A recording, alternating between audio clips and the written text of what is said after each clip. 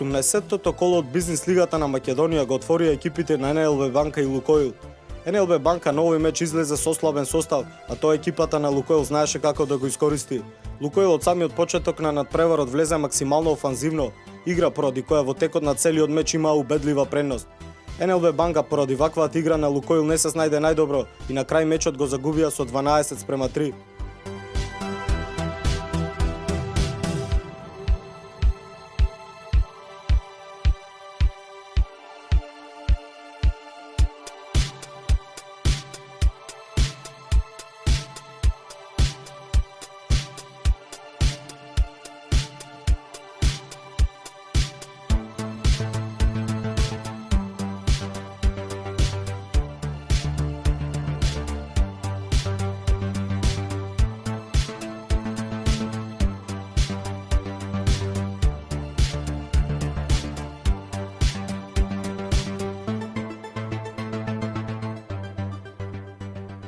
Екипите на Окта и Гранит одиграа крајно динамично полувреме во кое ниту една од екипите не успеа резултатски да се одлепи.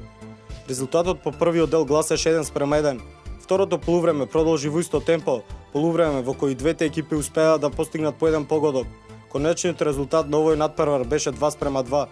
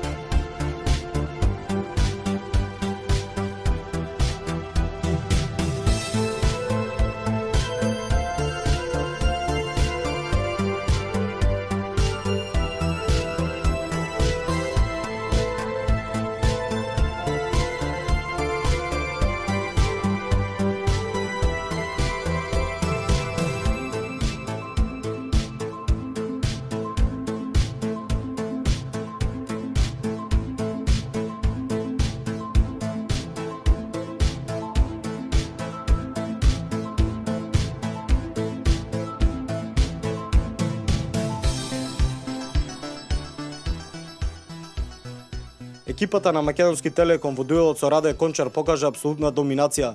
Во текот на целиот надпревар Македонски Телеком ја имаше контролата врз мечот, пред се поради предноста која ја стегна во раната фаза и одличната игра која демонстрираше. По првиот дел Телеком имаше водство од 5:0. Второто полувреме беше идентично на првото, односно Раде Кончар немаа своја вечер и не можеа да најдат против игра за расположениот тим на Телеком, кој на крајот славеше со убедливи 9:1.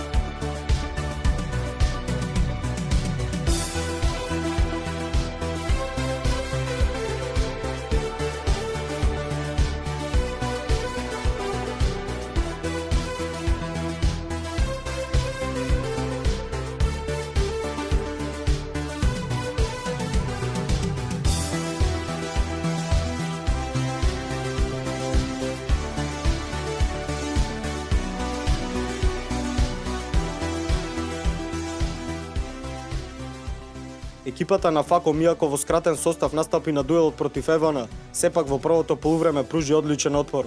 И на двете страни се играше брз и динамичен фудбал, а екипата на Евана во своите редови го имаше расположениот Илија Мандаров, кој не само што реализираше, туку беше и асистент со еден збор all-around играч.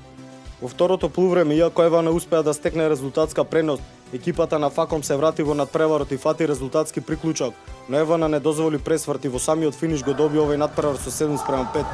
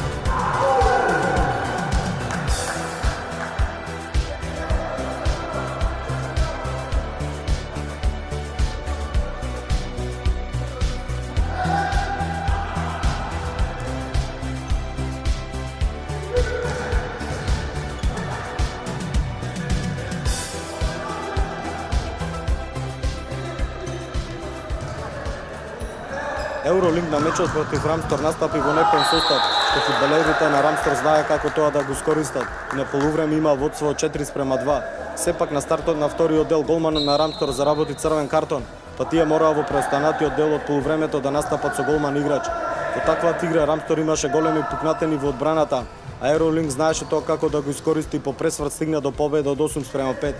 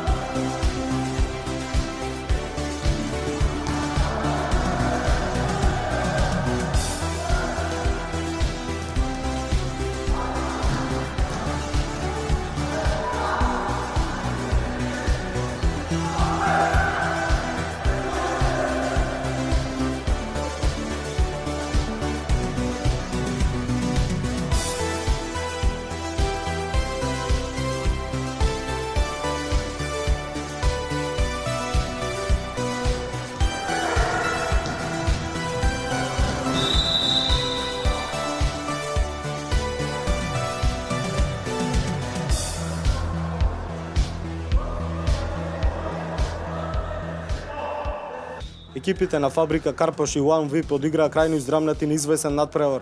Во првото полувреме Фабрика Карпош први дојдоа до водство, но за само неколку минути потоа One VIP успеа да направи комплетен пресврт. Сепак во последните моменти од првиот дел Фабрика Карпош успеа на паузе да отиде со резултатот 2:2. Во вториот дел Фабрика Карпош се обиде да дојде до гол, но по една нивна грешка One VIP дојде до водство 3:2. Во продолжението на мечот Фабрика Карпош ги засили нападите и заслужено израмни на 3:3, резултат кој беше и конечен. Со оглед на тоа што игравме со играч помалце, после тоа и нели уште еден со тројца во поле. Сметам дека имавме доста шанси. Имавме пречка, уште плюс 4 шута сигурно во гол, што мислам дека на некој начин и можевме да добиеме ова такмица, која што знаете беше битна за нас. Меѓутоа тоа е фудбал, нели? Па според случувањето, Самет Розат кажува дека била интересна играта, на два пати водевме, многу брзо ни израмнија, на крај имавме две стативи. За прв пат после долго време се собравме. Комплетно и мислам дека ако играме с истата екипа, ќе имаме многу подобри резултати.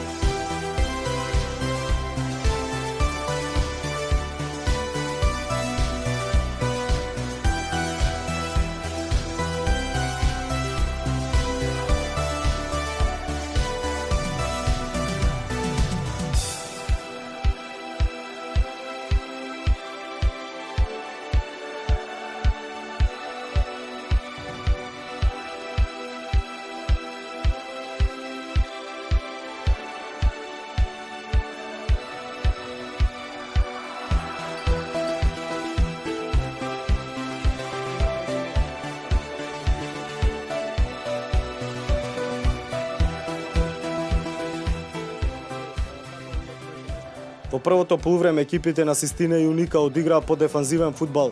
Уника преку контранапад во 15-тата минута успеа да дојде во водство со голот на Чупи, погодок кој беше единствен во првите 20 минути. За разлика од првиот дел, во второто полувреме двете екипи одиграа максимално офанзивно.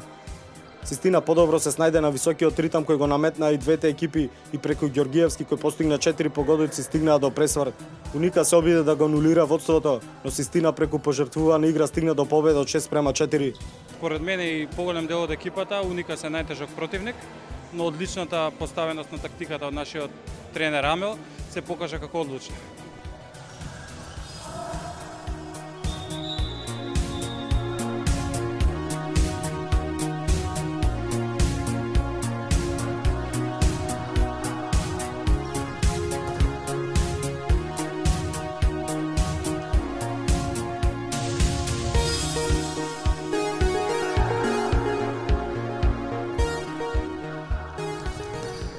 Немаме некои посебни подготовки. Противник добар, имаме респект кон противникот. Се надевам дека ќе одиграме нашата игра и дека ќе победиме. Трансмет се први на табелата, што очекува дека се фаворити, веруваме како едни од аутсайдери на оваа утакмица. Се надевам дека ќе изненадиме, ќе дадеме се од себе, ќе се бориме до крај, до 40 минута, така да се посакувам се најдобри на противничката екипа. Фер плей така. ПКБ-ско во дуелот со Трансмет влезе максимално мотивирано и со поголема желба за победа. Ваквата игра на ПКБ-ско им донесе резултат кој преку одлична реализација имаа водство на полувреме од 4:3 против фаворитот Трансмет. Во второто полувреме Трансмет го засили темпото на игра, но ПКБ-ско успеа да одолее на нападите и го доби над преворот со резултатот од првиот дел, односно 4:3.